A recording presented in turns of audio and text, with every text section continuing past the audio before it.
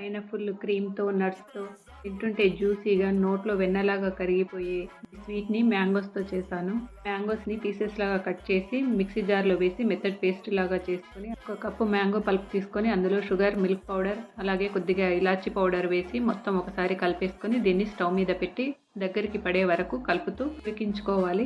Milk powder లేకపోతే custard powder అయినా వేసుకోవచ్చు.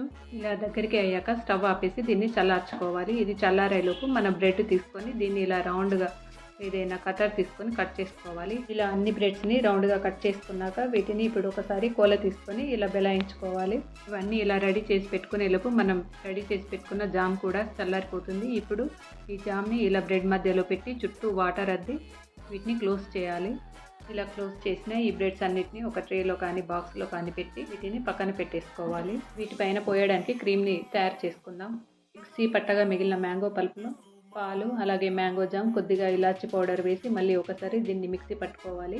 ఈ క్రీమ్ చిక్కగా కాకుండా లూజ్గా ఉండాలి. ఇక్కడ నేను కాస్త చిక్కగా చేశాను, మీరు ఇంకాస్త లూజ్గా చేసుకోండి. క్రీమ్ని మనం బాక్స్లో పెట్టుకున్న బ్రెడ్స్పై సగం మునిగే వరకు మొత్తం పోసుకోవాలి. ఇలా పోసాక ఒకసారి ట్యాప్ చేసి వీటిపైన మీకు నచ్చిన డ్రై ఫ్రూట్స్తో డెకరేట్ చేసుకొని ఫ్రిడ్జ్లో ఒక 1 అవర్ పెట్టి ఇంటికి వచ్చిన గెస్టులకు కానీ స్కూల్ నుండి వచ్చిన పిల్లలకు కానీ సర్వ్ చేయండి. టేస్ట్ చాలా బాగుంది, డిఫరెంట్గా. మ్యాంగో సీజన్ అయిపోయేలోపు మీరు కూడా ఒకసారి ఈ మ్యాంగో రస్మలైని ట్రై చేయండి. ఈ వీడియో నచ్చినట్టయితే లైక్ చేయండి, షేర్ చేయండి, అలాగే నా ఛానల్ని సబ్స్క్రైబ్ చేసుకోండి. Thank you.